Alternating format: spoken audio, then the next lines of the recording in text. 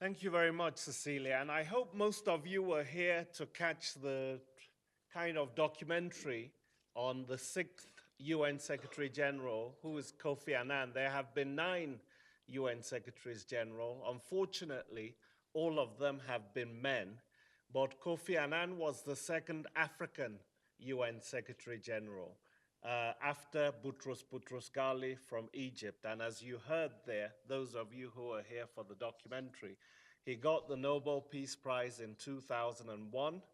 And after being Secretary General between 97 and 2006, he also helped importantly mediate the post-election violence in Kenya in 2008. He's probably more famous for that achievement than others. So if there are any questions or anything that people want to ask, we can maybe incorporate it into the discussion itself.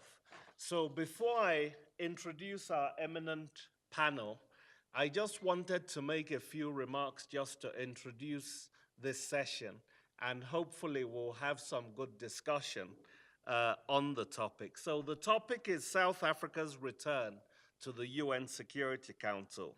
South Africa has uniquely been elected to a non-permanent seat on the UN Security Council for the third time in a decade. So between 2007 and 2008, 2011 to 2012, and 2019 to 2020, from January 2019, South Africa will be on the UN Security Council. The country served as a non-permanent member of the Council, as I said, between 2007 and 2008 and 2011 and 2012. On both occasions, it pushed strongly for the reform of the anachronistic UN Security Council and the expansion of the veto-wielding permanent members beyond the 5 members of 1945, the US, Russia, China, Britain, and France, so that you can have a Security Council that's representative of the world of 2018 rather than the world of 1945. The 5 permanent members, of course, the P5 as they are notoriously known, they are non-elected members compared to the 10 elected, have decades of experience at manipulating the Council's arcane rules. They draft almost all of its resolutions, giving them an overwhelming advantage over the 10 rotating members, whom some of them actually deride as tourists. They're only there for 2 years and leave, so we can wait them out.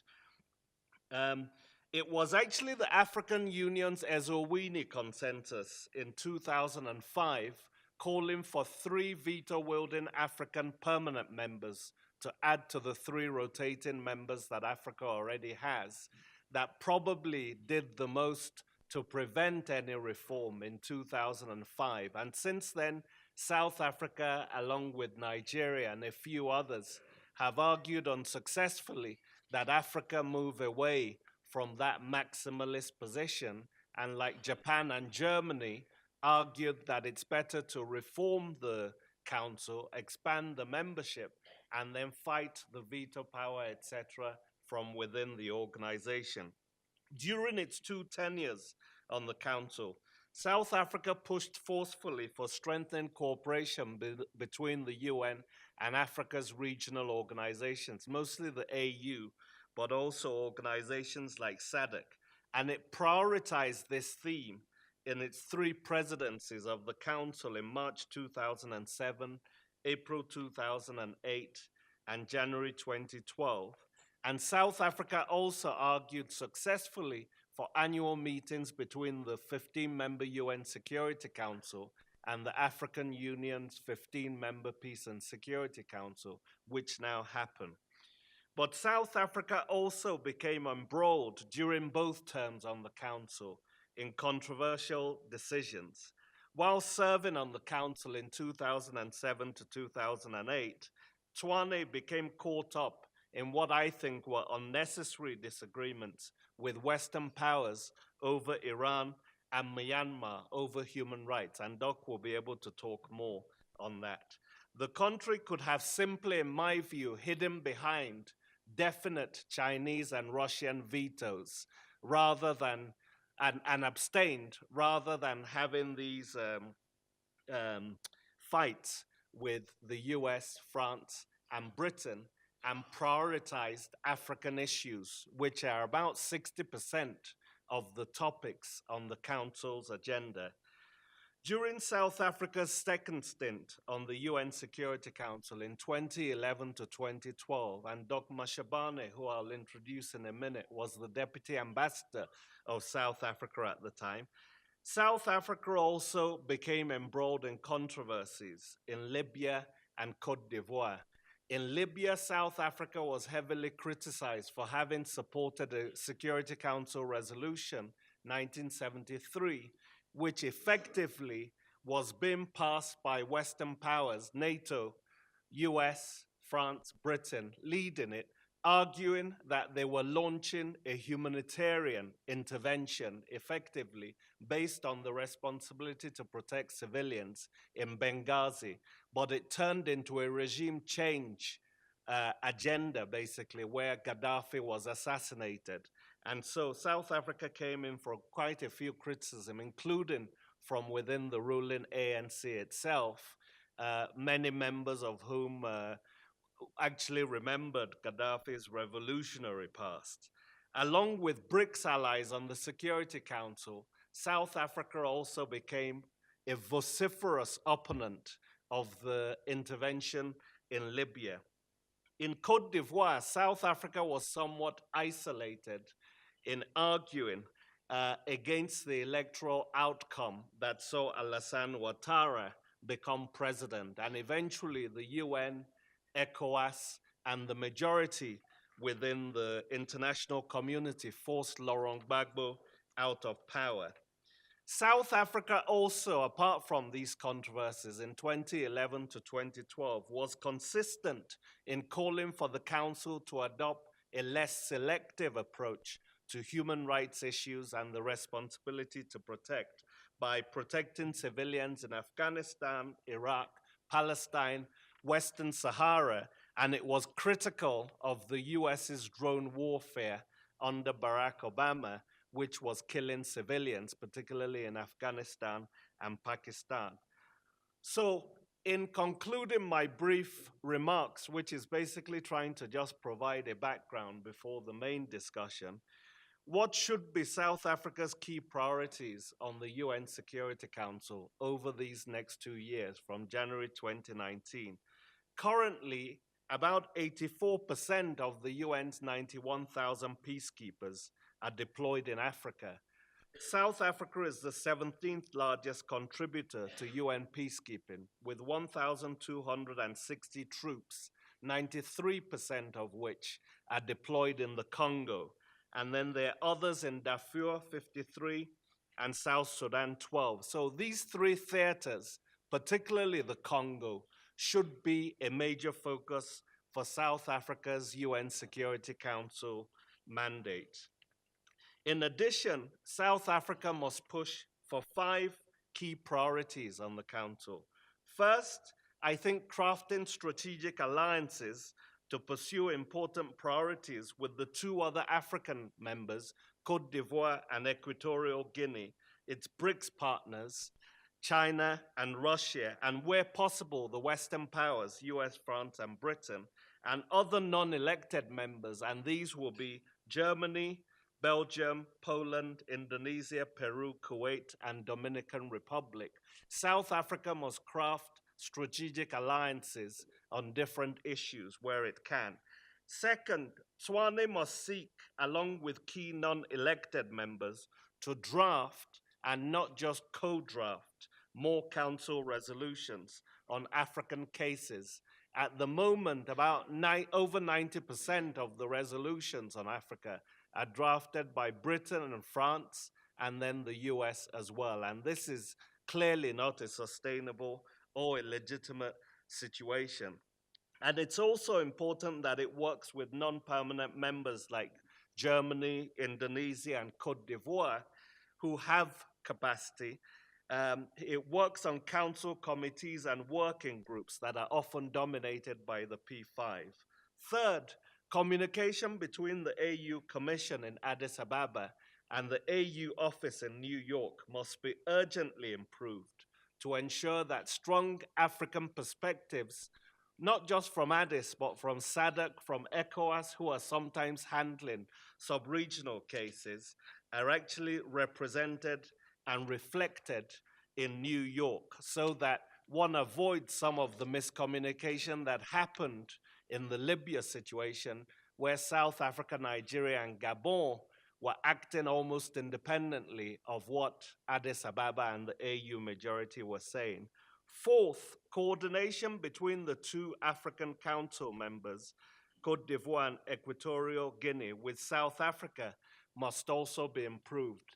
And then I think as a final note, and this is going to you and your colleagues, Doc, is the African Standby Force, which had been promised 8 years ago, needs somehow to be set up so that Africa doesn't have to keep relying on sometimes self-interested Western powers like France, which are intervening in Mali or Cote d'Ivoire or Central African Republic for their own national interests and not necessarily for broader interests. And I think the Prodi report by Romano Prodi in 2008 showed a very clear outline of how an African force could be funded and supported by the UN while waiting for a bigger UN force to come under a larger umbrella. So with those few remarks, I want to introduce our two speakers. Does the theoretician or practitioner want to go first? Do we want theory before practice? Susie? Okay, I think let's let Susie go first, Doc, because that will also give you a target to defend. So Professor Susie Graham is an associate professor of international relations at the Department of Politics and International Relations here at the University of Johannesburg, and she's also head of department.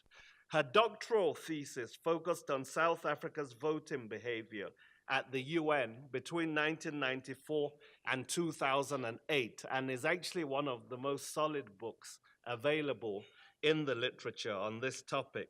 She is a member of the South African Association of Political Studies and a member of the Scientific Committee of the Regional Integration and Social Cohesion Consortium in Finland. She specializes in international relations and foreign policy. So Susie, the floor is yours. I think we'll have to lower this somewhat. Please.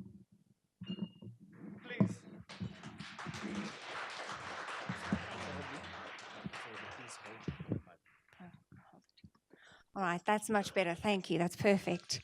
I just wanted to say thanks very much, Prof, for that introduction. And I know that some of my politics students are in the audience right now, and they always say to me, the theory is boring.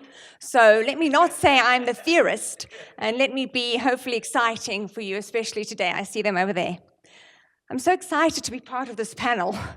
And the reason why is because I spent quite a few years of my life working on South Africa's voting behavior at the UN.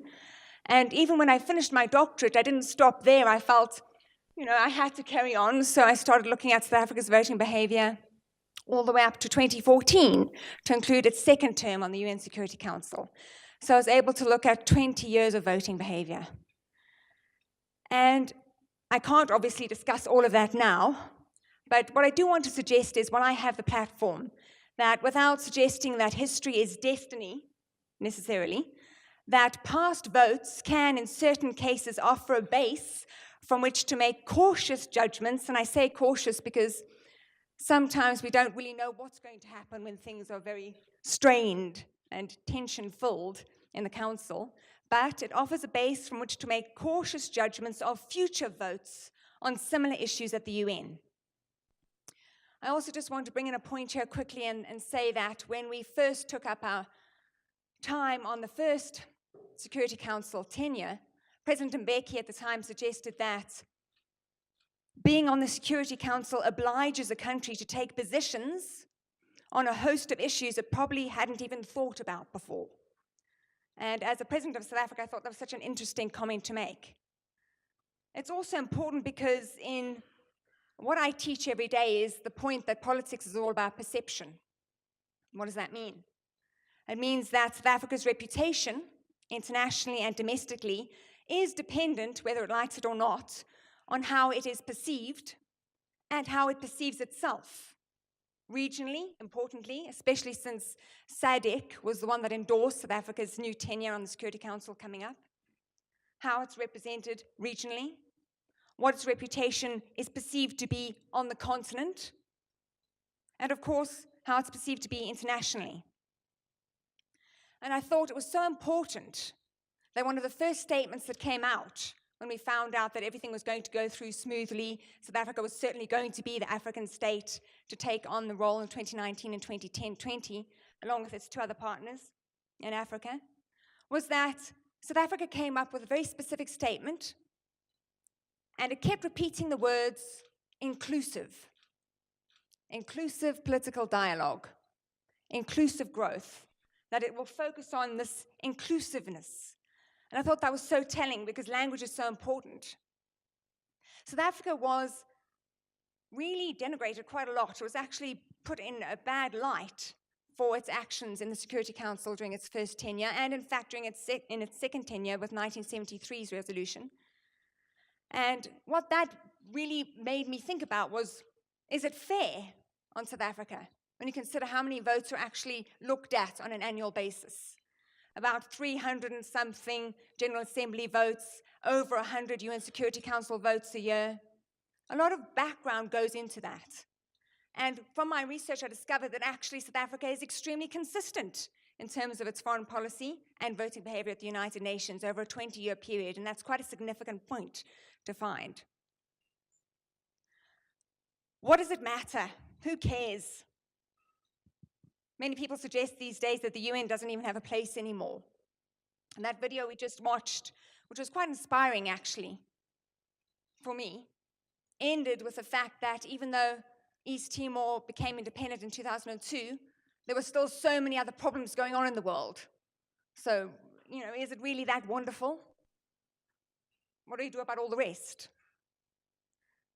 Voting behavior at the UN, simply put, is the action of a state reflecting a decision made by that state through its representatives based in the organization.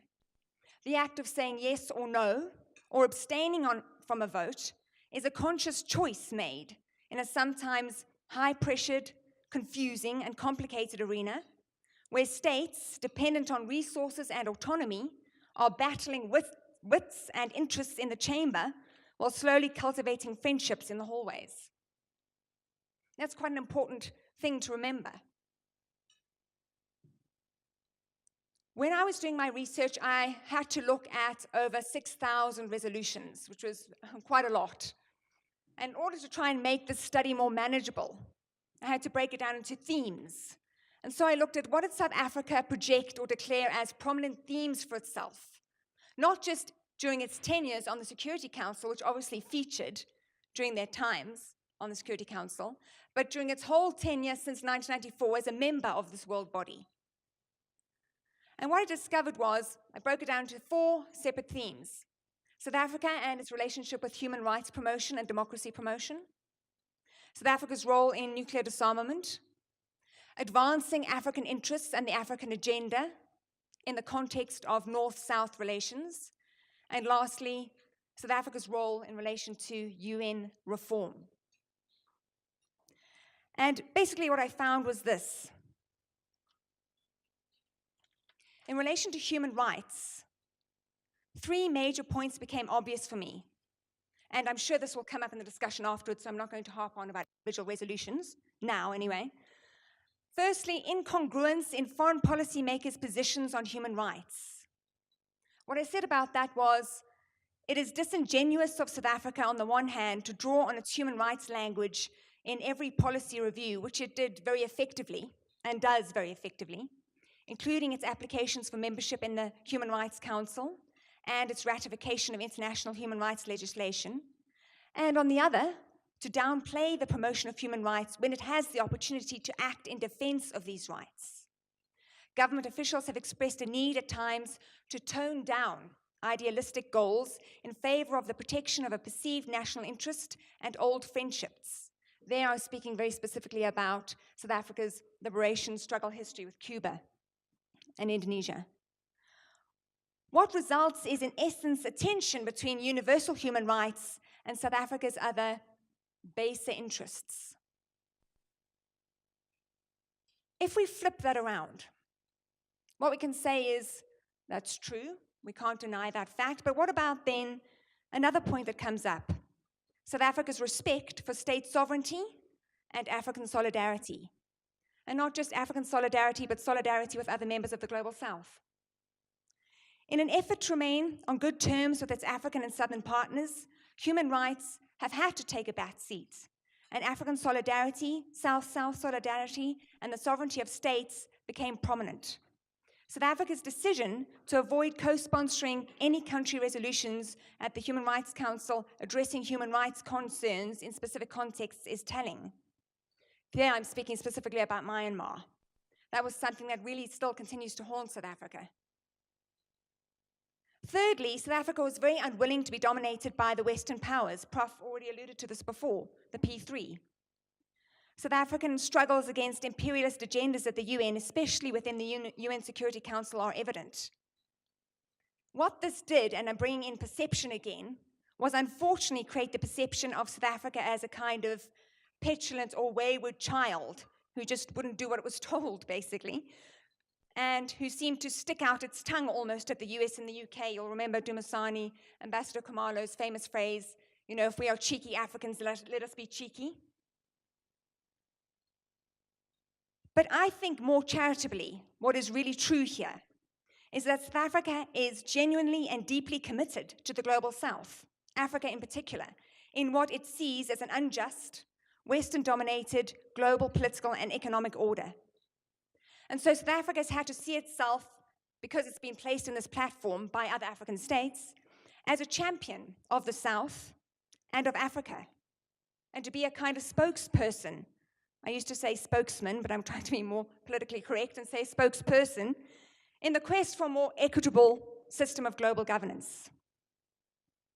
South Africa, if I move on to my second theme, I don't want to take too much time here, in terms of South Africa's relationship with nuclear rights. South Africa has always been very active at the United Nations consistently in speaking against weapons of mass destruction, disarmament, banning landmines. And what emerged from that theme, looking at all the votes related to those issues in the first committee at the United Nations and at votes related to issues such as these in the UN Security Council, was that active participation makes for a very strong reputation. In 1994, originally, the South African Department of Foreign Affairs encouraged its delegates to become as involved as possible in all avenues of nuclear diplomacy within the UN family, and they succeeded. Throughout the 20-year period that I studied, South Africans were elected to chair numerous disarmament conferences, groups, and meetings. The Republic submitted working papers, sponsored and co-sponsored draft resolutions, both individually and on behalf of the NAM, the Non-Aligned Movement, initiated debates, and defended positions in the First Committee. It has led by example on numerous fronts. The second point I discovered from the relationship to voting behavior in the nuclear field is that technical arguments at the UN have their place. Doc, perhaps you can speak to this a bit more. What many people don't realize, ordinary citizens on the street, is how much work and effort actually goes into formulating and drafting resolutions, and how important language is in these resolutions. It's very, very significant. South Africa was instrumental in looking at especially nuclear resolutions and removing words like linkages and other technical words, always to make sure that independence and freedom was adhered to, and that strict protocol was adhered to in relation to nuclear weapons, and that the normal bodies that should have had full authority over these types of discussions still had that authority, like the Independent Atomic Energy Agency. In fact, the sometimes heated debates over the use of specific terms and phrases in draft resolutions, or the insistence on the undisputed authority of the IAEA as a sole verification instrument internationally, may be regarded as trite delaying tactics by some members of the UN, and indeed that's the case. South Africa was criticized numerous times for that. However, all voting explanations have their political weight. South Africa's arguments over correct procedures being followed and correct mandates being adhered to by all states is an attempt to create balance at the UN, in this case between the nuclear haves and the have-nots. Thirdly, nuclear technology should be accessible for peaceful purposes, something else that South Africa was involved in quite heavily. If I move on now to the third theme, advancing an African agenda and African interests, I drew three basic themes from this. Is South Africa Africa's destiny? And does Africa want South Africa to be its destiny? President Mandela had indicated early on that Africa would be South Africa's destiny, but in many respects, the reverse may be true. The Republic was well aware of its political and economic interests being tied to those of Africa, and if you think the African agenda, which is prominent in many of South Africa's foreign policy documents, there's a lot of debate and discussion, quite heated sometimes, on what the African agenda actually means. What does it mean to advance Africa's interests? Aren't they so involved and complicated you can't simply list them in one document? What does it mean? It isn't meaningful because it's too broad. It's like democracy. What does that mean? But actually, if you look at Agenda 2063, which is something that the South African delegation will really want to pursue in 2019 and 2020, advancing the African interests means trying to find a link between democracy and good governance on the continent, peace and security, and most importantly, socioeconomic development. And so South Africa will follow any resolutions or try and create resolutions in respect to those three major points. But even then, those are problematic in and of themselves. And maybe we can discuss that more afterwards. Another point when it comes to Africa's interests at the UN and South Africa's involvement is that mantras can move mountains, even if they move them slowly. The Republic's UN delegation created an almost predictable mantra on Africa at the UN, wherever possible referring to the two sources of conflict on the continent as these two things, which I'm sure you've heard of before: poverty and underdevelopment. These challenges, though instigated at systemic level through colonization and imperialism, had to be addressed internally by Africans themselves, in conjunction with a northern awareness of the urgency to accept and assist Africa in working for stability, peace, and security. Although this process has been slow, steps have been undertaken through NEPAD and the AU, and by South African efforts on the UN Security Council to better coordinate a successful working relationship between the UN and African regional groups. We saw that validated in Resolution 2033 when you have actual specific recommendations in terms of the relationship between the AU Peace and Security Council and the UN Security Council. That was quite a significant thing that South Africa actually made happen during its second term on the Council. And then, of course, the bigger picture is of a prosperous South, that is a global South. Although South Africa was not officially represented at the emergence of a growing Southern developing world perspective at the UN, ANC delegates were linked to Global South initiatives in efforts to bring down apartheid in South Africa. After 1994, democratic South Africa aimed to liberate the remaining 1.3 million people still living under colonial rule, and this became part of a larger plan to speak not only for Africa but also the South to build a better world. South Africa's foreign policy position in Africa, in the developing world, and in the international community as a whole is undeniably linked to its interests in achieving equal weight for all nations in political and economic decision-making structures. The last theme that became prominent during my research was really related to UN reform. When people speak about UN reform, they always want to talk about the reform of the United Nations Security Council because that's the sexiest subject. That's the thing everybody wants to discuss because it's almost like that dream you know you'll never realize, but you still hope and hope and hope one day it'll happen. But actually, reform at the UN is part of a greater, larger structure of reform efforts that are linked to almost every organ that exists in the UN, including revitalization of the General Assembly, mandate review, improving working conditions or working methods of the Security Council, a great number of things. And South Africa actually voted the most consistently throughout its 20-year period that I studied at the UN on UN reform issues. And what emerged from that were three main themes again.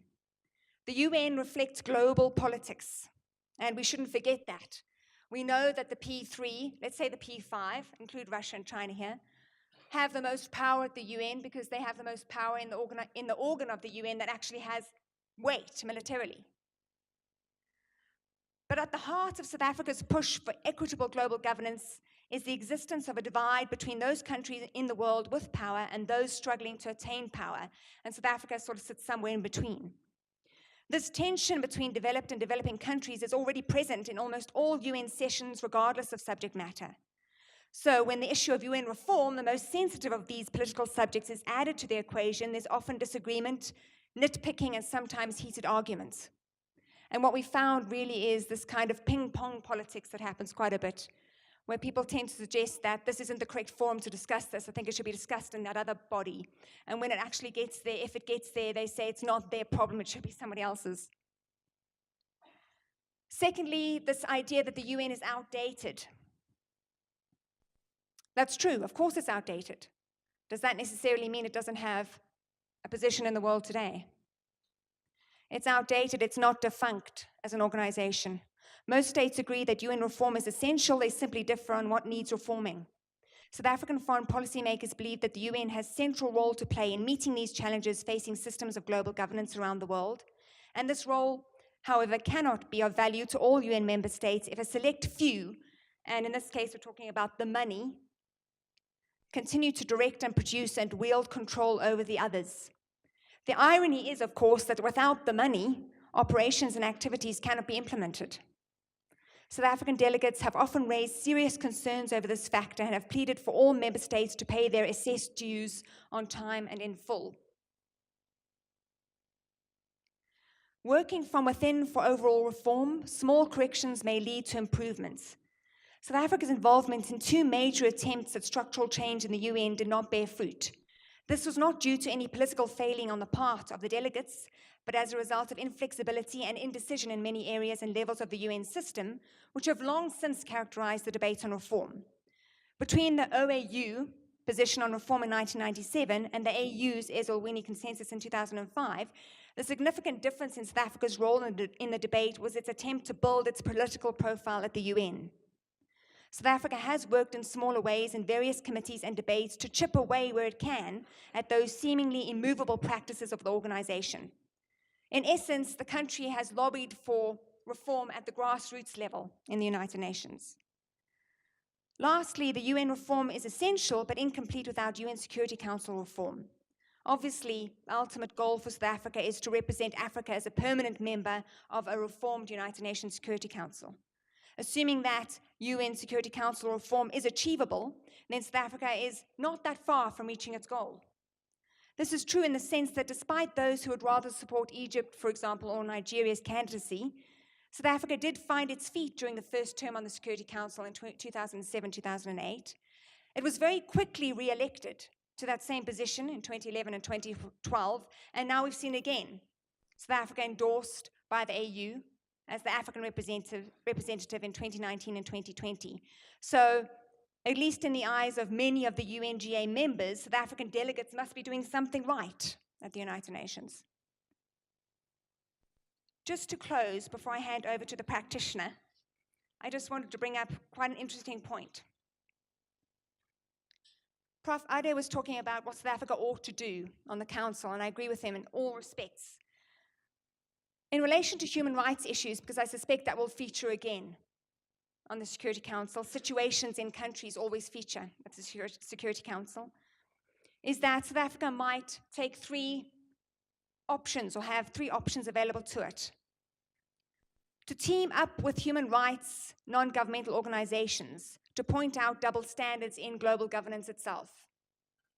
Instead of always being the butt, or always being criticized by these human rights organizations, why doesn't South Africa team up with them and try and point out double standards globally? It might also refer a state to the ICC via the UN Security Council if there are human rights abuses involved. Or it could also ally with a permanent 5 member. In other words, try and work with one of the P5 to adopt a different approach to voting or adopting resolutions in the Security Council like it did with France in 2013, with the suggestion of using a non-veto vote in relation to any genocide-related issues at the UN Security Council.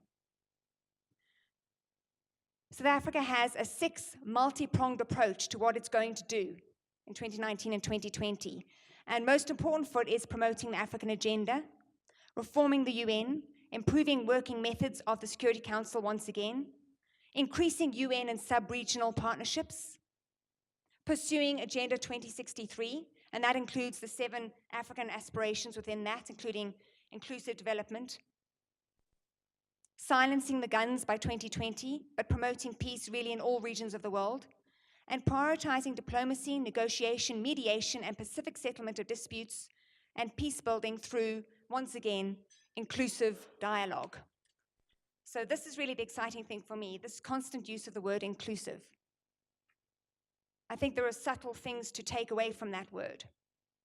Some people would have us believe that South Africa is going to be less controversial in terms of its voting behavior, that it might be less biased and side less with China and Russia. I'm not sure after the recent events between President Ramaphosa and China if that will really be the case.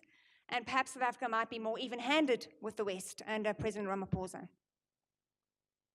What we do know is, and I'll end on this, is that it's very difficult finding a balance between principles, and South Africa has very important principles. But it's difficult finding a balance between those principles and reality, especially on the ground at the United Nations. What's important for us is to be able to manage effectively the perceptions created about South Africa along the way. I think that's the exciting part for me as a theorist on the subject. Thank you. Thank you. Thank you very much. And Professor Graham actually has an identical twin. I can assure you that that was her presenting. I'm going to, I think she's here, actually. Okay. I'm going to introduce Dr. Mashabane so that we can keep going straight, and then we'll have some discussion. I just wanted to acknowledge, protocol-wise, the head of the Friedrich Ebert Stiftung office in South Africa, and also the Algerian ambassador, and I think there are other embassies here as well. So all protocol observed, please. Advocate Dr. Mashabane is Chief Director, United Nations, in South Africa's Department of International Relations and Cooperation in Tshwane. He was previously South Africa's Deputy Ambassador to the UN from 2010 to 2014 and represented the country during its tenure on the UN Security Council in 2011 to 2012. Advocate Mashabane also serves as South Africa's focal point for the responsibility to protect and commissioner at the African Commission on Nuclear Energy. He holds an LLM in Human Rights and Democracy in Africa from the University of Pretoria. So, Advocate Mashabane, the floor is yours. You want the stand? Do we have the stand, please? Thank you very much, Prof. And thanks to Susan as well for the fantastic presentation. My colleagues are getting worried at DICO that more and more I'm becoming a theoretician because I attend a lot of these meetings. So I guess they have a sense that I'm more influenced to think like academics than a practitioner. I guess what is happening now with our third tenure to the Security Council hasn't happened with the previous tenures, and I think this is a bonus. Previous time we went 2006 and 2007. That was the honeymoon time, right at the end, after the end of President Mandela's presidency, and so on and so forth. And we were serving for the first time since the formation of the United Nations, in spite of the fact that we were in San Francisco when we're part of the only 3 African countries, Egypt and Ethiopia and us. But it took so many years because of the history of this country for us to basically get to serve in the council. last time we went for the second time, that's 2011 and 2012, I guess there wasn't much time as well because the elections were held in October. Until the General Assembly took a decision that elections should be in June instead of October so that countries can get an opportunity to prepare. Now, we see this engagement as part of an effort to, you can't hear me at the back? Oh, okay, okay. So I'm saying, just as a way of introduction, that I think for the first time in the 2 times, and this will be the 3rd time that we are going to the Security Council, that there will have been a lot of engagement with civil society, academics, and other people. And we take this platform as an opportunity as well to take inputs from everybody. I always argue that, in fact, in the South and maybe globally, South Africa is one of the most open countries when it comes to its foreign policy. That our foreign policy is openly debated with academics or in the presence of anybody from anywhere in the world. I'm sure you have invited our colleagues from Pretoria. All the ambassadors and embassies were invited to this discussion. So, in fact, there is no hidden agenda that when we go to the Security Council, there will be an agenda that we want to pursue that is not known. I know that we get criticized a lot. It's not like we get used to it, but it comes down, and part of the reason why we come here to have this partnership and have this discussion is to try and reconcile theory and practice, so that in between we have an appreciation of basically what happens in practice. I'm very fascinated by the study that you did, and we'll look forward to. In fact, we can invite you to DICO to have a debate with you. We can set aside the whole day with the other colleagues. It will be very interesting, so we can go through it.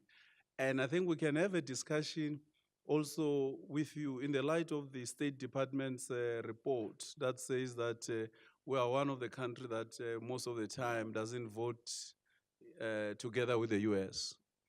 And there are some of discrepancies that we have identified in that report that are not necessarily true. Look, I think we have decided that we're not going to be defensive about what transpired in 2006 and 2007, as well as what transpired in 2011 and 2012. Those are lessons learned. And this is the reality, I guess, also of statesmanship and also being in government and being responsible for governance. That you academics, intellectuals as well, much of what you spend time on, you analyze events that have already occurred. You are not necessarily spending time trying to tell us, like the weather people, what's going to happen today, tomorrow. You know, I would have been very happy because you would have made our life very easy. Because we're going to go to the council knowing that this country and that country is going to attack country X. And this is how we're going to react. Now, we have to deal with the situation, you know, as it develops without the benefit of hindsight. However, for me anyway, I must just try and square the circle now, because the presentations that were made, including the opening remarks of Professor Adekeye as well as Suze's presentation, I think in the main, it summarizes what we are all about as a country. The world has changed from the time that we were first in the, maybe before I get to that. I mean, I take this assumption because this is an institution of higher learning, that we all know and understand what the UN Security Council is about. It's one of the 6 principal organs of the UN, the other being the General Assembly, ECOSOC, ICJ, and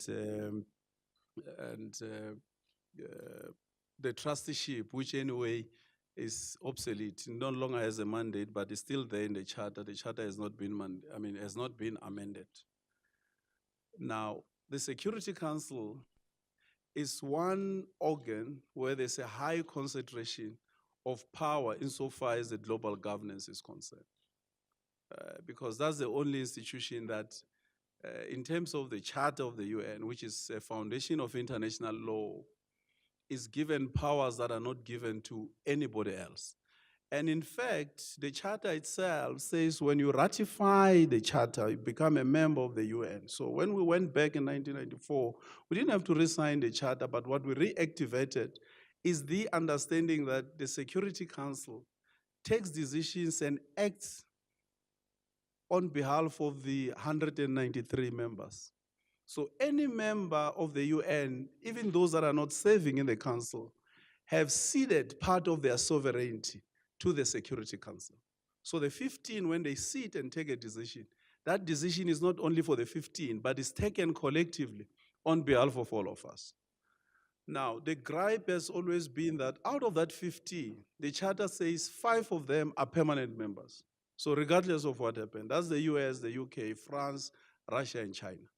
The other 10 must rotate over a period of 2 years, be elected in, be given the opportunity to be a member for 10 years, to be around the table and leave. Those other 5 remain. Now, what it also means is that the 15, when they meet, regardless of the 3 non-permanent members from the continent, the decisions that they take on matters that pertain to the continent, they're taking them on behalf of all of us. Now, here is a pain with that. We all know the history of colonialism in this continent. And in the main, some of those permanent members were part of countries that have a history insofar as colonialism is concerned. So as much as we have independent states in the continent, we are sovereign nations, we are independent members of the UN, but with the challenges that we have, that some of them, their root causes directly link to the history of colonialism in the continent. And these countries still have to take decisions. So it comes back again to say, in fact, nothing has changed. We have just become independent states, but insofar as global governance is concerned and the UN is concerned, there are those that still make critical decisions about our future. And we all know that the world has changed from what it was in 1945. In fact, what is a travesty is that in 1945, when the UN Charter was negotiated, the idea was not about Africa. The idea was about dealing with the losing powers, so Germany, Japan, and their allies. It is a travesty because today, as I'm sitting here, Prof presented to you that 84% of the agenda items of the UN Security Council are on African issues. But at the time the Security Council was created, Africa was not featuring anywhere insofar as conflicts are concerned, because it was right just at the end of the Second World War. So when the idea of an international peace and security was not what we currently are dealing with. And that's why our argument that the current structure is not sustainable, something has to be done about it. The time we went to the council for the first time, 2007 and 2008, it was also a complete different world. President Mbeki was the president of South Africa. The US, President Bush was the president under the Republican Party. And in France, you had President Jacques Chirac, and you had other presidents in other countries as well. And the global politics, geopolitics were completely different. When we returned in 2011 and 2012, of course, here in South Africa, President Zuma was the president, and President Obama was the president in the US, and the Democrats were in power. And of course, President Sarkozy was the president in France. I'm mentioning this, and also, of course, the first time Prime Minister Blair was the head of government in the UK, and when we returned in 2011 and 2012, Prime Minister David Cameron was the head of government. Now, the world has changed as well. We have President Trump in the US, the Republicans are back to the White House, and they are in charge of the 2 houses of Congress in the US. In France, you have a different president as well. And in the UK, you have a different prime minister. In China, you have a new president altogether. In 2011 and 12, the configuration of the council there was a time in 1 year, 2011, that all the BRICS members were members of the Security Council. But over and above that, from the continent, the two biggest economies, Nigeria and South Africa, were in the council at the same time. Now, in 2019 and 2020, the configuration will be completely different. We will be serving with Equatorial Guinea as well as Cote d'Ivoire. And all these things are very important to take into account as variables when you have to analyze the role that South Africa is expected or will have to play. However, the following will not change. Principles will remain the same, and I'm glad that the two academics have noted that, the African agenda. There is a contestation about what we mean by an African agenda. In the main, of course, we have to come to terms with the fact that the whole idea of an African agenda, even though it's old, but the coinage of the term at the time under President Mbeki, came from this part of the continent. And our understanding all along of the African agenda was talking about uniting the continent, resolving the conflicts in the continent, dealing with the challenges of socio-economic development, poverty, and underdevelopment. And making sure that you have a premier continental body like the African Union that will assist the continent to engage with the world, engage with the international community, engage in global governance with a single, united, and strong voice. Now, so building a premier continental body like an African Union is not something that can be achieved overnight. It's a long-term project. Now, as an instrument that you want to utilize, in fact, to implement the African agenda. We have NEPAD in place and many other programs that we adopted, and of course, recently we have Agenda 2063. Now, in terms of the Agenda 2063, of course, you have issues of democratization, respect for human rights, good governance, peace and security, sustainable development, and so on and so forth.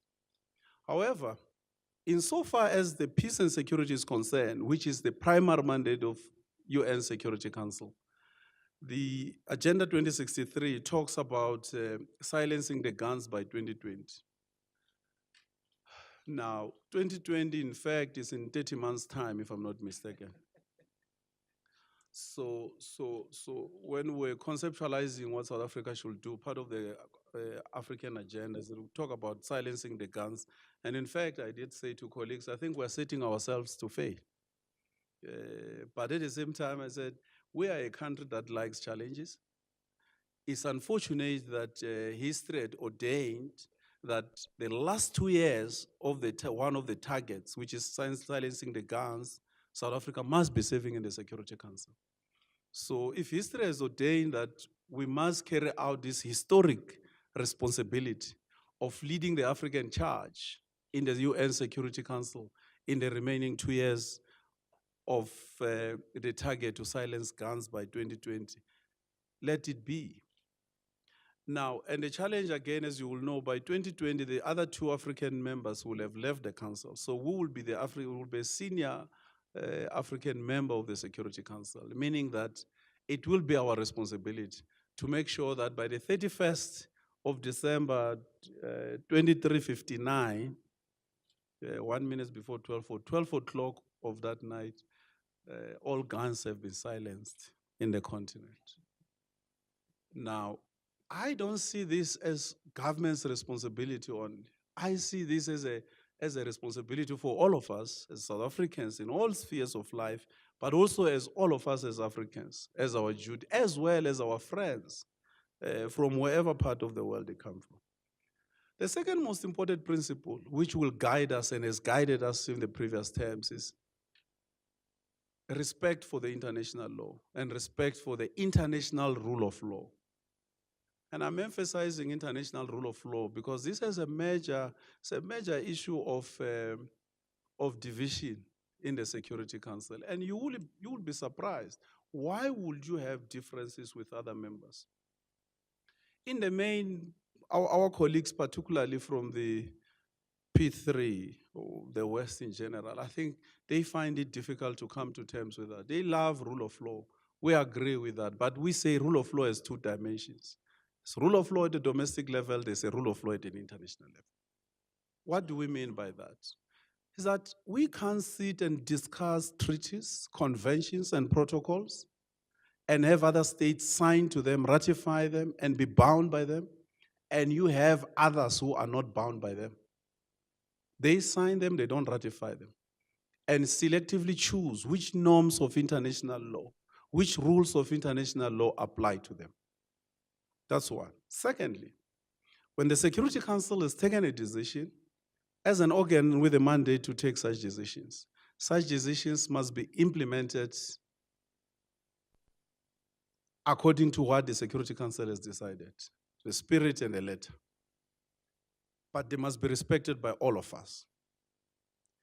Now, you know of other states who say, no, we opt out of this. And we say it's wrong. But this is very important that public opinion, and I think this is a matter for a debate, that African and South African public opinion must not only depend on Western public opinion. We must develop the ability to ourselves generate our own public opinion. It doesn't matter whether it's in collusion with the Western public opinion. So here's a matter I'm raising about the respect of international law. It must be rule of law. It's a rule of law at international level as well as domestic. So I think that's our point. Thirdly, multilateralism. The Americans coined the term multilateralism, but it has now become so popular with us in the South and particularly in the continent, and us as well. It's a major part of our foreign policy. It was easy for them back then when the UN was still small to say whenever we take decisions, we want everybody to be with us. So bigger powers will go to the UN, convince everybody to come on board. It was easy for purposes of legitimacy. However, as the UN grew from what it was, 52 members in 1945, its membership quadrupled. And obviously then political thinking and so on and so forth has changed from the time the UN was formed. And the very same people who coined the term multilateralism are no longer proponents of the term. And for us who are small states, we say multilateralism is very important. We have agreed on rules of engagement. Let's take decisions on the basis of those rules of engagement, and let's respect these decisions, whether they are in our favor or not. Democracy applies in all these institutions of global governance. Each state has a single vote, regardless of how big you are, at the least in the UN, in the General Assembly, and in the Security Council as well. That's why we argue that the Security Council is undemocratic, because even if 14 states can agree on something, one of the 5 that doesn't agree, it means decisions cannot be taken.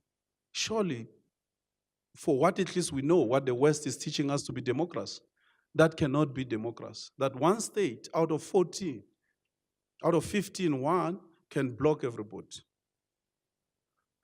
Now, one issue that is very important insofar as resolution of conflicts is concerned is the role of women in peace and security. You will know that in 2000, the Security Council for the first time passed a resolution called Women, Peace and Security. So Resolution 1325 on the role of women in peace and security. So in 2020, from 1990 to 2020, I'm told, if you count properly, it's 30 years. So that will be the 30th anniversary of the Resolution 1325. So as a country like ours that takes matters of the role of women in peace and security, that's an important issue for us, that given the fact that the majority of the conflicts today, sadly, they are happening in the continent, we think that must be given priority. So the 30th anniversary mustn't just be an anniversary that passes by. We have to, in reality, and deeply reflect on the situation of women, children, insofar as conflicts are concerned in the continent. Of course, finally, one of the guiding principles will be our commitment to the reform of the system itself. I mean, the entire system of global governance, and the UN being at the center as well of the system. But over and above the UN Security Council, unfortunately. The UN Security Council operates on the basis of provisional rules of procedures. The General Assembly has rules of procedures that have been agreed upon, but the Security Council operates on the basis of provisional rules of procedures. After 72 years, the Security Council doesn't have rules of procedure. Now, part of what we do, in as much as the Security Council doesn't debate its own reform, however, reform is not only institutional, but reform is also in terms of conduct and behavior. There are things that are being done that are not necessarily taking into account global dynamics, geopolitics, and recent developments in the globe politically. And so that remains part of what we think we must push forward. Lessons learned from the previous tenures. You see, it depends on how you look at it. 2007, the Brits thought that the Security Council must pass a resolution on Zimbabwe. And we couldn't agree. Not because in Zimbabwe there were no problems, but SADC and South Africa were seized with the situation in Zimbabwe. And I like repeating this, that later the Brits, in particular Prime Minister Blair, admitted that South Africans, you were right on Zimbabwe. But you see, because we don't go around carrying in our foreheads and in the windscreens of our cars saying that we were wrong here, but the people who were making you believe that we were wrong are in fact saying we were right. Because where would Zimbabwe be today if Security Council had authorized, some intervention or one way or the other? The second part, Myanmar, I guess the issue was about human rights, and our view was that Security Council doesn't deal with human rights. The Human Rights Council can deal with that. I will accept that we can relook, we could have behaved differently. 1973, Libya. Let's assume the way we voted, by the way, we were the 10th vote. I always remind Professor Ade about this. 9 votes are required and we're the 10th vote. However, we were the only country in the world, in the South, in the continent, and everywhere, that was forthright in terms of criticizing how NATO implemented the resolution 1973. And just one line, why did we vote for resolution 1973? It's because in its operational paragraph 2, it said primacy will be given to a political process to resolve the situation. And in fact, operational paragraph 2 of resolution 1973 had taken into account the political roadmap of the African Union, in which it was agreed that former leader of Libya, Gaddafi, was not going to participate in the process. However, there were other ideas. By the time the resolution was adopted, the French fighter jets had already entered the Libyan airspace. Now, the current geopolitics, and that's what we're going to be dealing with. As you will know, the Security Council had endorsed the JCPOA. That's the Joint Comprehensive Program of Action on Iran's nuclear activities. The US has decided to withdraw from that. And this, I think this is what legal scholars and international relations scholars must look at. What is the implication of a permanent member of the UN Security Council deciding to blatantly disregard a decision of the UN Security Council? In fact, the decision that adopted the JCPOA had created a mechanism for states to withdraw. That a state could serve a notice to say, we want to withdraw. And when that is done, the president of the Security Council was going to consult with the entirety of the membership, and one state was supposed to redraft a new resolution, and that was going to lead to the collapse of the Security Council decision. The US didn't do that. Now, I'm throwing this to you, scholars and intellectuals. What is this implication of a member of the Permanent Five, or one of the members of the Permanent Five of the UN Security Council, ignoring its own decision that is supposed to be binding? That's one. Of course, the situation in the Korean Peninsula, we're happy with President Trump and the leader of the DPRK having a discussion, but it's still a major issue. We don't know what's going to happen. The situation in the Middle East, the war in Yemen, is becoming a major issue, and the coalition there. the Syrian situation, the allegations and counter-allegations of use of chemical weapons. And the OPCW in The Hague is seized with this matter. It has been taken out of the Security Council because of geopolitics as well, because Security Council, they cannot reach an agreement. China has become the second largest contributor to the UN budget after the US, after many years of Germany and Japan being the second largest contributors. Why am I raising this? This is very important in the light of the discussion that the US is leading to reduce the UN budget, particularly insofar as peacekeeping is concerned. Out of the $8 billion US budget for peacekeeping, more than 5 billion of that is spent in the continent. The implication is, when you reduce that budget, you're gonna affect specific peacekeeping missions in the continent, and there will be consequences. Finally, and in closure, Prof, I think there's a sense of déjà vu in the sense that when we went to the council in 2011 for the second time, there were elections in Cote d'Ivoire in November, December. And one issue that we were not aware we were going to have to deal with was the situation in Ivory Coast, the outcome of the elections, and the ultimate removal of President Gbagbo. Now, guess where there will be elections now before we go to the council? I hear that the elections in DRC are scheduled to take place on the 23rd of December.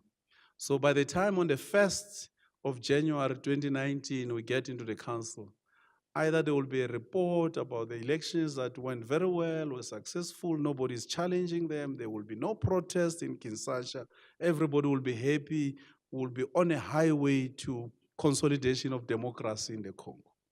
And we will be in the council, and that's what we can only hope for. The issue of human rights, this is what Susie raised about the wish that South Africa, you know, there's what we call mandate creep. I know some people are saying we're too dogmatic, but the UN in its own wisdom decided that set up a premier human rights body, place it in Geneva. So you move it away from what used to be Human Rights Commission, call it a Human Rights Council. So any matter of violation of human rights anywhere in the world, take it to Geneva, have it debated there. Security Council, the UN Charter says, the threshold for the Security Council to deal with any matter, it must be a threat to international peace and security.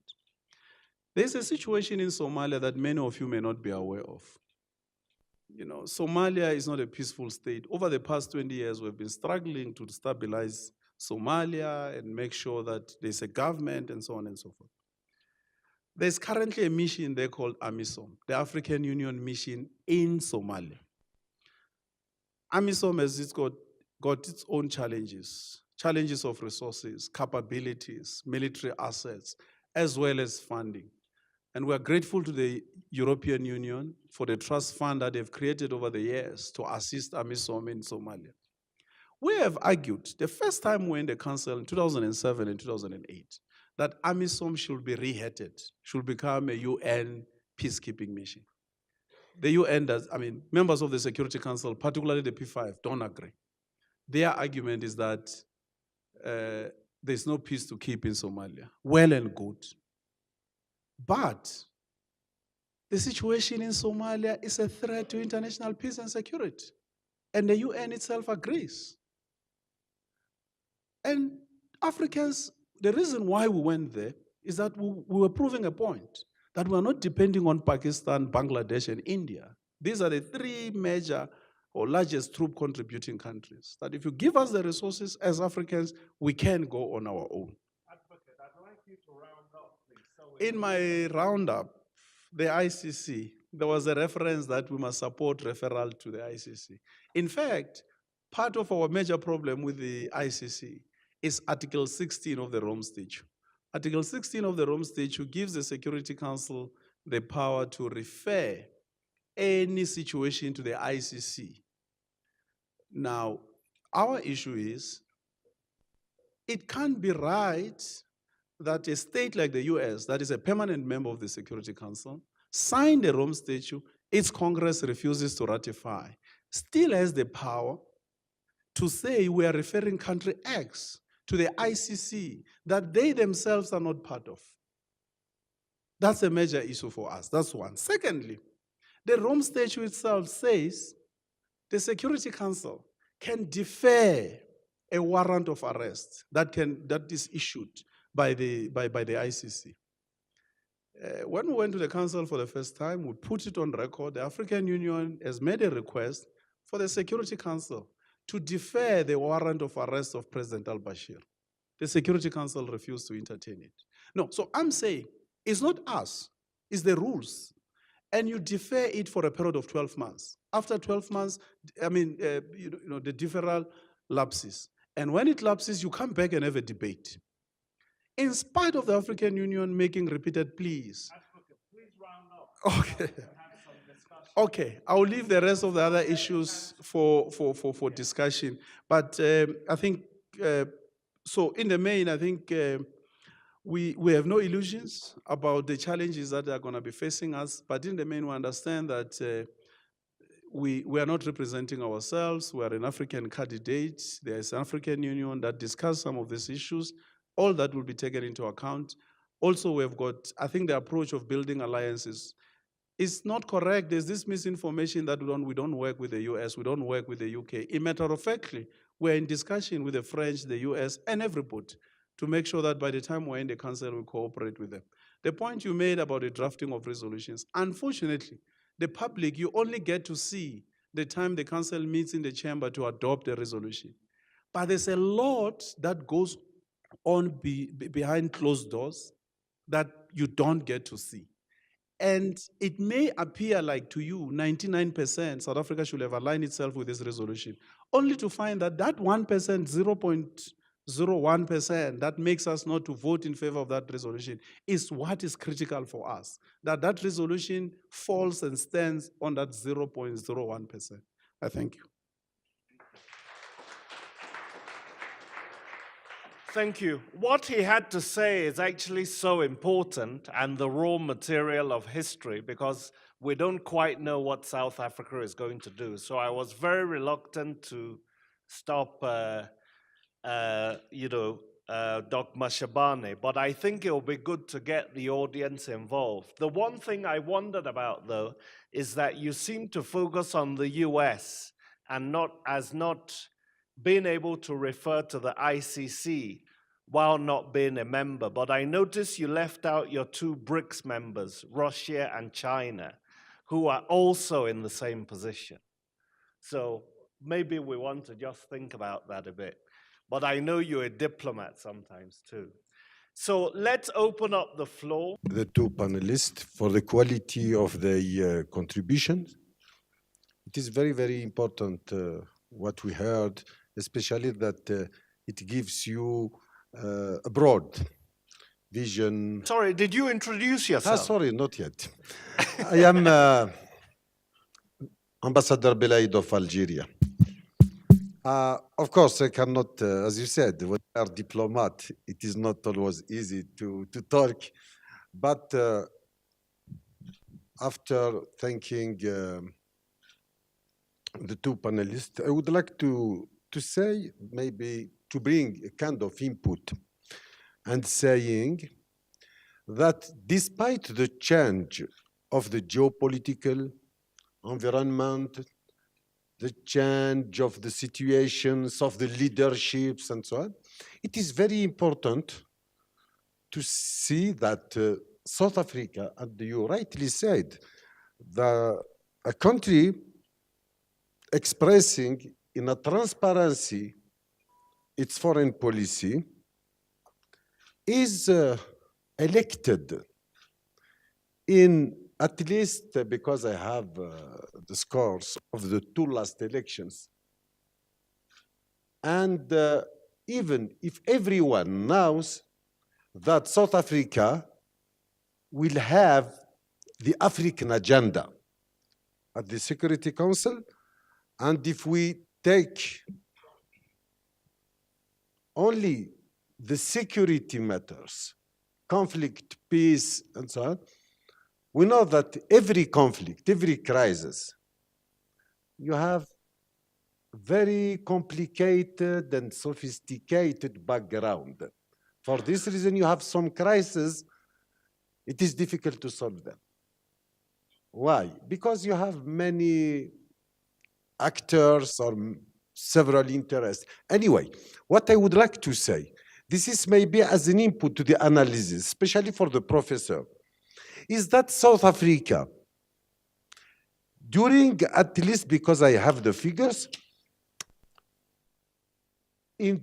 when South Africa was elected in 2000 for the mandate, 2011 and 2012, and today, to the term 2019 and 2020, it is approximately the same score, very, very high. This is important.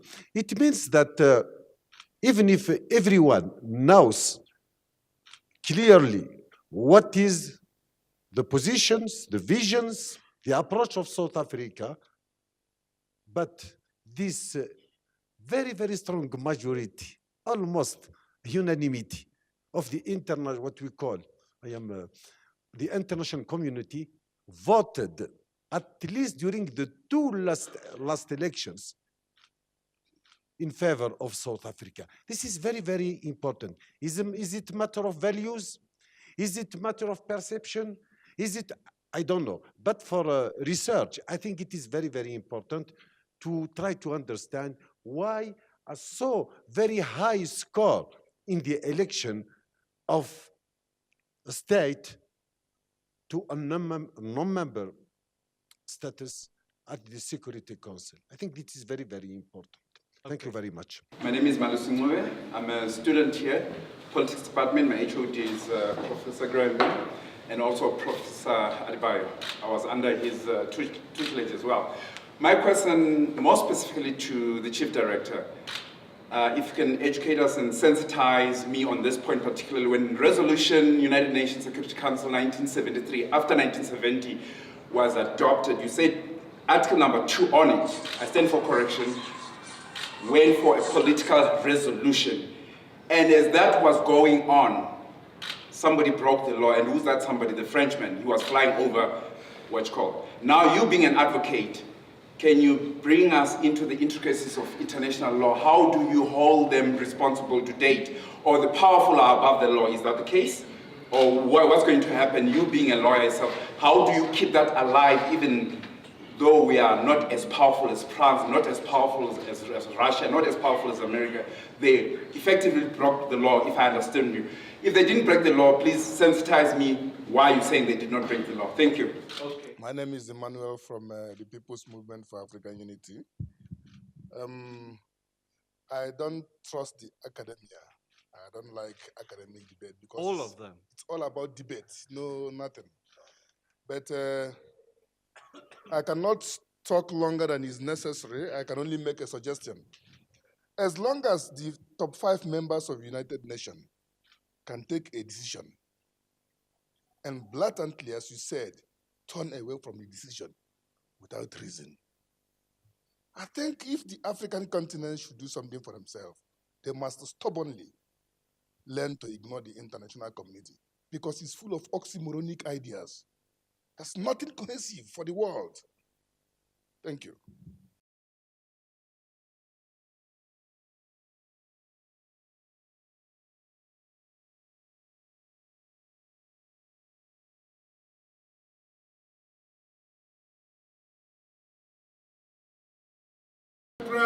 CEO of Pepper and Associates. It's a management, economics, health consulting firm in Johannesburg. I'll pose this question. Is the UN really relevant? It was set up to assure the world of peace and security. Now, if you look at all the intestine wars that are taking place, many more people have been killed in these wars than in the 1919-45 wars. More people are displaced worldwide. More infrastructure have been damaged. And of course, there's this ugly, unilateralism rearing its ugly head. Now, when I look at it, and I say, look, all the resources that we put in the UN, for instance, if you look at the peacekeeping effort in DRC Congo. This has been on from 1960 and we're getting nowhere. So I ask myself, wouldn't it be nice to put all these resources into FIFA? At least once a month, the whole world comes together. We have the joyous celebration. So if we can replicate that, instead of one month in a year, maybe let's do it 3 times in a year. And we'll be much better off than this was like.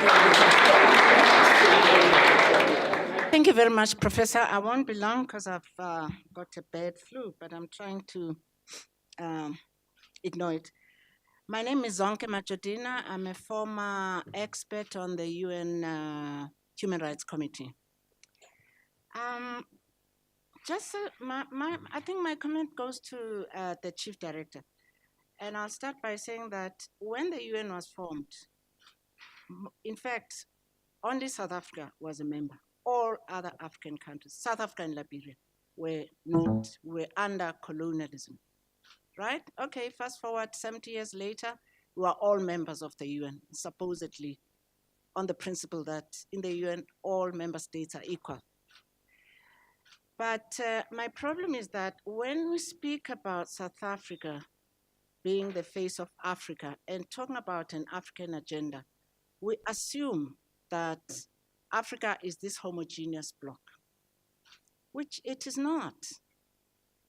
Those colonial relationships are still there. We only have to think about what happened in the Ivory Coast when Gbagbo was elected. France decided that that was not going to be for their own political reasons to do with how they want to interact with their former colonial powers. So even within the within the UN, when we then say South Africa is going to be the face of Africa, are we really thinking and talk about one Africa? Or do we want to look back at, and I think Doc mentioned this, these colonial relationships that still plague our own, African issues among ourselves. And so I'm worried that if we're talking about South Africa leading the charge for a reform of the UN, it might just end up being an insurmountable, there might be so many obstacles to this. I don't want to go into, a lot of details, but I'm sure Doc will catch the gist of it. That much as he says they have no illusions, to me, the obstacles are almost insurmountable. And that actually links me up to the gentleman in the colorful t-shirt. Yes. In fact, do we need a UN at this point? Thank you very much. My name is Rudy Peterson, and I head up government and stakeholder relations here at UJ. So, Prof. Susie, congratulations, and thank you for a very interest for your study. We worked together, and I learned something about your study. I think it was thought-provoking and really scholarly. I think when the Chief Director spoke, the one issue that stands out for me is balancing theory and practice, and I think we had a sense of bringing theory and practice together here. We got a practice from the Chief Director over there, and obviously Prof. Susie covered the practice part. I think, Chief Director, you've really added onto our conversation on decolonizing the curriculum. When you mentioned the issue of perception, if Africa should not be dependent on the West, but Africa should create its own identity, and I think that's very important. My question to you is just, you haven't said how. My question is just the how part. Then just to Prof. Susie, I hope you accept the invitation. I'm not able to see her. I hope you accept the invitation that the Chief Director have extended, because it will really provide more opportunities for our students. So my question to you, Prof. Susie, having done a study on on South African foreign policy and the voting behavior at the UN Security Council, you've consistently indicated South African foreign policy was consistent, and how it affects South Africa's reputation. My question to you is, how do you think a new administration will influence South African foreign policy? And do you think it will be consistent? I'm mentioning this because we are at the epitome of 2019, and we will have the most fought out and the most robust elections in South Africa. And I just wanted to get a sense regarding the consistency. Thank you. The relevance of the UN, I mean, I unfortunately missed the documentary on Kofi Annan. I'm not sure if he's the one that said the UN was not created to take everyone to heaven, but at least, is that Hammarskjöld? Yes, that not to take people to heaven, but at least to stop them from going to hell. Now, if you look at the charter, on the preamble, it talks about, saving successive generations from the scourge of war. One of the biggest, achievement of the UN over the past 7 decades is that at least there has not been a third world war. You'll recall how the League of Nations failed dismally, and then there was a Second World War and so on and so forth. So with all its weaknesses, for some people somewhere in the other part, the end of the world, like your Timor-Leste, where the UN was critical and the former Secretary General was critical in ushering in their independence. If you talk about the UN, they have a complete different view about what we think. In spite of all these challenges, the weaknesses that the system has, but at the least in the history of humanity, we have an international order that is anchored on an institution that continues to adapt to the changes that are happening. So there's a lot of good that you can close the UN, and maybe I will be happy to hear what are you going to do then in the DRC. MONUSCO, 20,000 strong, boots on the ground, leave. Are you going to take them to the stadium, let them watch Brazil and Germany play 90 minutes, well and good. Thereafter, then what happens? So that would be my point. However, I guess the way you are putting it is the UN fit for purpose. I think that's the discussion that the academia must continue to have in order to influence foreign policy of states so that states can try and adjust the UN. However, the reality is that the problem is that international law is just, if you look at international law and look at the formulation of domestic laws, you'll understand that international law is not what we ideally think is, because it represents compromises. So even what we know should rightly have gone into a particular piece of international law, we have to negotiate it as political officers and decide that this is not going to be part of it. So it's just that reality that you have, the world is not flat, it's round, and there's a reality of politics and geopolitics, and there's a contestation of interest. So, and ultimately that contestation gives birth to some aspects of international law, which is not necessarily an ideal part of what we want to see. The French invasion, unfortunately, the resolution got passed, and the French had a pillar to stand on. However, that resolution 1973 was not necessarily authorizing the actions that were being taken. That's why after the killing of Gaddafi, NATO withdrew from Libya. Now, the after effects, and we warned about this. If you go to statements that President Zuma made in the UN during that time, he warned and said, if you destroy the Libyan state, the consequences are so dire to contemplate. And what's happening now? They are complaining. Africans are moving through Libya. I remember in 2006, we had a conference, Africa-EU conference in Libya. And because Libya, we understood was, and the Europeans understood, was very strategic insofar as the movement of people was concerned.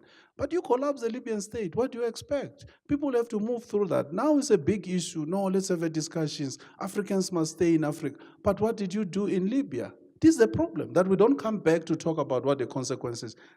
What happened now, many states became victims, including Mali. Because right across the Sahel, the arms that were dropped in Libya during the implementation of 1973 wreaked havoc in the continent. These are the things that we must stand up and tell them and say, these are the consequences of what you did. Allow these Africans to pass through Libya, even give them assistance to go into Europe. That's what we must be saying. Now, the last point you were asking of, the African independence and sovereignty, I was more talking about public opinion. Because what I see, opinion makers, particularly intellectuals in the academia, we are so quick to want to agree with an opinion that is coming from the West. What we have seen in BBC, what we have seen in CNN, that a country like South Africa and that other country has done 1, 2, 3. I'm arguing that let's lead opinion making as well, public opinion. Let there be an African public opinion. Public opinion cannot always be Western dominated. Then the question will be, why do we have African intelligentsia? Okay, just one more, please, Doc. The Algerian ambassador asked, what is the significance of South Africa getting near unanimity in voting on both occasions, both the last two occasions? In fact, the first time we got 186. That was in 2006. Then the second time in 2010 is correct, we got 183. And the third time we got 183. When we got 183, in fact, the vote is by secret ballot, but we could tell the about 11 countries that didn't vote for us in 2010, even though it was a secret ballot. We could tell that these 12 countries didn't vote for us. Why is it that we could tell? It was because those countries are not just malicious.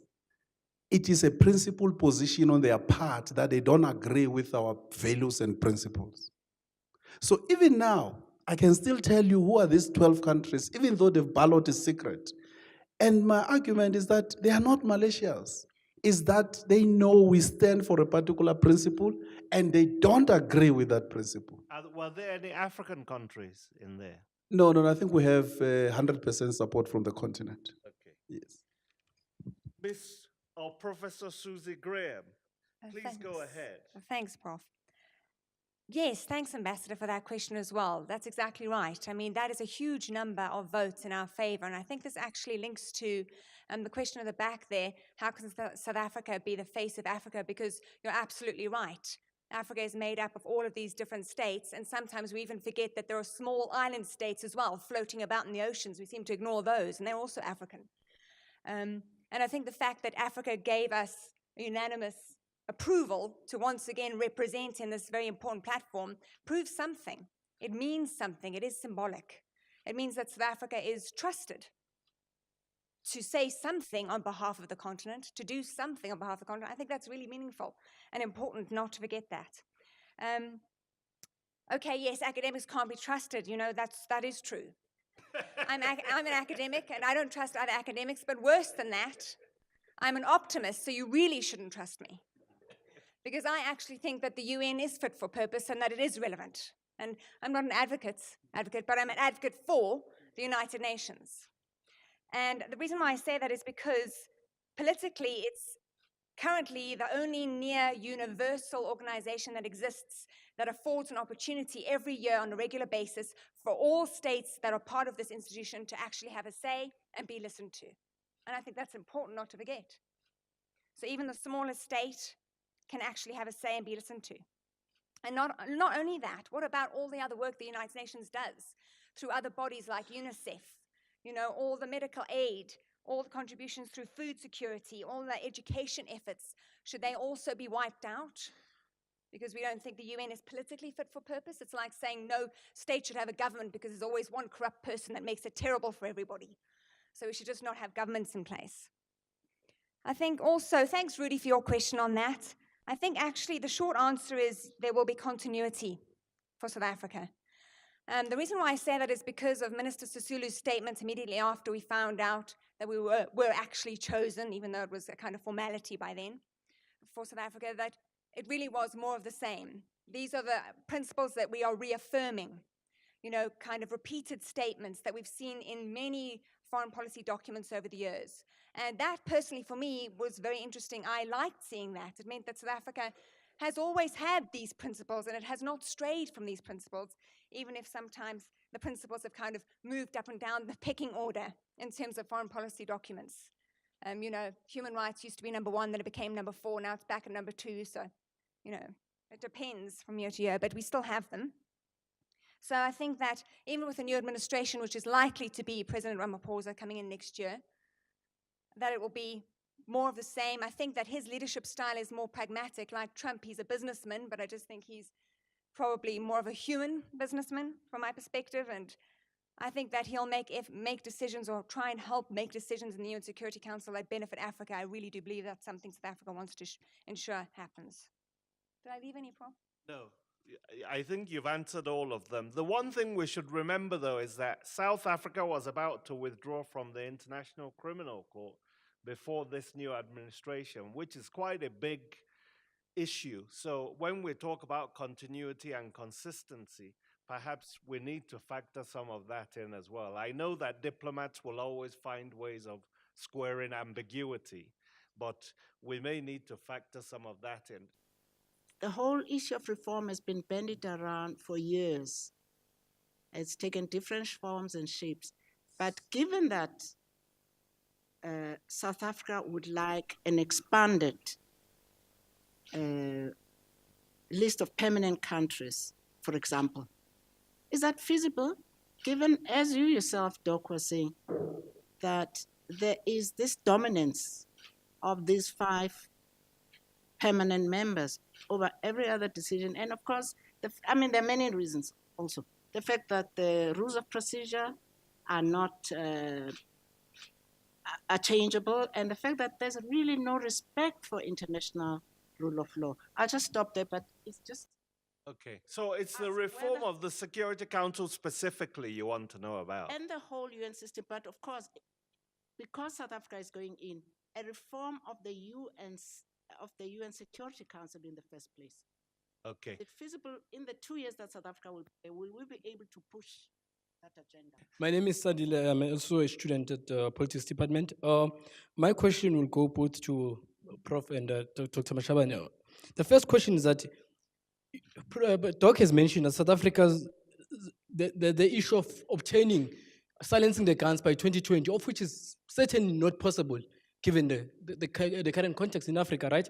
So how can South Africa ensure that when the baton is passed on to the next member, we'll be able to somehow carry on with the very same issue without having to start afresh and also creating other goals to somehow obtain, right? And the second one is to do with the issue of voting, in particular to Prof. Graham. Can you perhaps tell which side will South Africa align itself, whether with the US in particular, because now just today we've been told that we are going through an economic recession, knowing very well that Ramaphosa is knocking at each and every door, asking for investors. When it comes to the issue of voting, would not somehow impact South Africa's role in voting because of trying to get more of the donors? And then also the issue of Palestine and the US. We know South Africa stands on the issue of Palestine. South Africa is very much pro-Palestine, and the US is an ally of Israel. How will then South Africa try to somehow foster the issues of peace in Palestine as well? Good evening, my name is Sandy Lentuli from HFM. I'm going to try and be very brief with my question. My question relates to the different countries within Africa, but also beyond Africa, who yearn for statehood or who yearn for independence. For instance, in Africa, you have Biafra, Nigeria, you have the Anglophone and Francophone Cameroon, you have Somaliland and Somalia. In Morocco, you have also Western Sahara. So then I would like to find out from you, Advocate Mashabane, in terms of South Africa's return to the UNSC, what will South Africa do in terms of how it votes to get at least some of these countries to actually gain independence? Not, even if it's not all of them, but some of them, will that be on the agenda to actually help these countries to get their independence? Overseas, we have Catalonia in Spain, and so what will South Africa's agenda be in terms of getting these countries to be independent? Thank you. Okay, thank you very much. Sandile. for your question. I think that there's no surprise that America likes to use tactics about holding back money if you don't do what we want you to do. And they've done that often. It's not the first time, incidentally, we know that Nikki Haley spoke about, because South Africa tends to always vote against America, America might withdraw funds from South Africa. I don't think President Ramaphosa is absolutely set on getting Trump's goodwill behind him. I think he's absolutely set on ensuring that we remain closely tied with our BRICS partners and ensuring that we are closely tied with other partners across the global south and making sure that China invests as much as it's saying it's going to invest in our country. And that's not to say that South Africa won't try and ally, like you've suggested, Mashabane, Doc, that they will vote with America on certain resolutions. Of course they will. They have before, on many. The only ones that seem to meet or make any kind of public attention or get into the public attention are those where South Africa can be conveniently criticized afterwards, or where South Africa has been naive, maybe, or made a mistake and maybe admitted to it afterwards.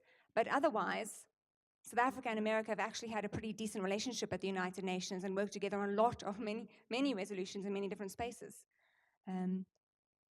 The other point I wanted to make was that South Africa has always voted consistently against any human rights abuses in Palestine, in any UN forum.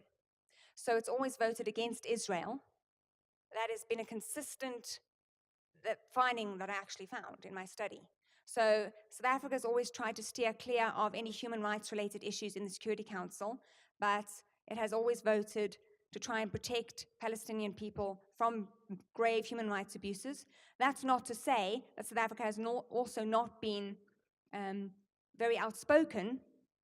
It has been outspoken against Palestine for any human rights abuses against Israel. They've just never voted in that respect in the United Nations. This was actually a question for Advocate Mashabane. But I just wanted to say that let's not forget that South Africa, your question from UJFM, and just touch on that quickly, that South Africa, when it first came into the UN Security Council, said that because it appreciated all the efforts that the Anti-Apartheid Committee in the UN had played for so many years, it was going to do its utmost to try and free those people still enslaved across the globe. And it was a very symbolic statement to make, but it was meaningful for South Africa, and of course South Africa has had to say, tried to become invested in the Western Sahara problem and other problems as well, and it refuses to leave those issues dangling. So I would also be interested to see what happens with that next year. Prof, have I covered all mine? Yeah, no, you dealt with them. Thank you very much, Prof. Yeah, the last, I mean, maybe the last question as well about all these enclaves that are still colonized and other states, the issue of self-determination. I think there are two major ones that at least are on the agenda of the Security Council. That's Western Sahara as well as the Palestinian question. So there's no dispute about having them discussed there. There's a UN mission in Western Sahara, and its mandate is to organize a referendum. So this is our point, and sometimes our friends from that part of the continent do not necessarily always like the idea that when we are in, we keep on pushing very hard that let that mission carry out its mandate. And its mandate is simple: organize a referendum for the people of Western Sahara to decide whether they want self-determination and independence or they want to be an autonomous region of Morocco. That's one. Secondly, there's an issue of human rights violations. We get reports, the UN Secretary General's special envoy there will do a report and mention that the occupying authority there, and I'm deliberately using this term and it's not welcome, that they do a lot of violation of human rights. And we say, look, the UN mission there, we must expand its mandate to include monitoring of human rights violations.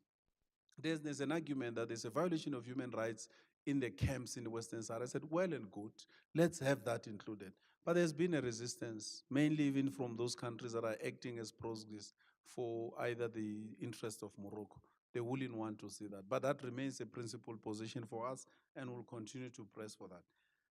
Now, the Palestinian question is a very complicated matter. even in the Security Council. The first time in my life I saw a veto exercised was on a resolution agreed by 14 of us, and the US didn't agree. In fact, the president of council, who was Brazil, nearly made a mistake because she said the resolution has the support of 14 countries and one against. The resolution passes, and she says, no, sorry, the resolution doesn't pass because of a negative vote of the one of the permanent five. Now, so whatever that you can do, unless, I mean, the position of President Trump is very clear. He has even upped the ante, he's moved the capital, I mean, the embassy of the US from Tel Aviv to Jerusalem. So you can imagine. However, that is setting the stage for us, that our position is clear on that. And we are not alone. Our European friends, including France and the UK, they share the same views that we have. So I guess that's one analysis. What is going to be the impact of the current differences between the Europeans and the US? And how do we play in that space as well? So that's main. The issue of relay race, somebody taking over from us, here is a challenge. Some people have argued that maybe have the reform of the Security Council as a long-term objective. In the meantime, why don't you increase the number of years of the non-permanent? Instead of 2, make it 3 to 5 years. Basically, what it means is that probably we will have just left the council last year. And from a long-term point of view, it makes sense. You can commit to dealing with specific issues over 5 years than the current 2 years. We can wish that Nigeria come after us, then Nigeria take over from us. But here's a reality, that each country that goes into the council wants to leave its own mark, may not necessarily want to operate on the shadow of what South Africa has left. However, at least Ethiopia, on resolution 2033, did a resolution on cooperation in UN peacekeeping, which then builds on what we had already done on the Chapter 8 resolution. So of course, when we come back, we'll need to see what Ethiopia has done and pull it back. There's one working group, Professor, that I think we don't mention much, and I must say it because today you were observing the life of the then Secretary General. Kofi Annan in 2002 made a proposal to the Security Council, and that proposal still stands, for a creation of a working group on conflict prevention in Africa. That's the only platform of the Security Council that its membership is open to all the members of the General Assembly. So the time that we were in the council the last time, we chaired it over 2 years, and it was very effective. Now, I'm saying this because it's an opportunity as well for you, international relations, academics. Because what you do with that, it creates an opportunity to come and present ideas that you have on how we can resolve conflicts in the continent. So P5 members and every member of the UN sits there and listen to these ideas, and decisions can be taken on the basis of what we present. So this is one area that we will need to cooperate closely with the civil society in South Africa to say, how do we resolve the problems in DRC? How do we resolve the problems in South Sudan, in Darfur, in Central African Republic, and so on and so forth? And I think it's an important legacy of Kofi Annan, that working group. Thanks. Thank you. So I think it's just left for us to thank everybody for coming. I want to urge you all to read Susie's magisterial study, which has looked at 24 years of South Africa's voting pattern, not just in the Security Council, but across the UN. And I really have to thank Doc, because people always say that the government is closed and they don't want criticism and they don't want to engage, but we've seen the complete opposite of this. Not only has Doc engaged, he's also, for me at least, educated. And we're really very grateful for that. And we hope that next year, when South Africa does come onto the council, we can continue that level of engagement with scholars and civil society. And let's see if the UN can survive another 70 years. Thank you.